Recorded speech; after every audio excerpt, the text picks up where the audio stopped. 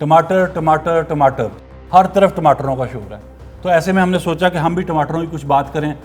हम टमाटरों की कीमत की बात नहीं करेंगे, हम कुछ एंकरों की बात करेंगे, उनकी कीमत की नहीं, उनके रवैयों की। एक ज़माना था जब ज़रा सी महंगाई होती थी, कुछ साल पहले की बात है ये, इससे पिछले दौर की बात है, ज़रा सी होती थी तो हमारे वो कुछ एंकर थे जो कभी यूटिलिटी पहुंच जाते थे, मंडियों में पहुंच जाते थे, टॉक शोज़ होते थे, कीमत ये हो गई, ज़लज़ला, गरीब मारा गया, फलाना हो गया। तो ठीक बात है, उनका राइट था, करना चाहिए था, ये ही जर्नलिज्म है, मैं समझता हूँ।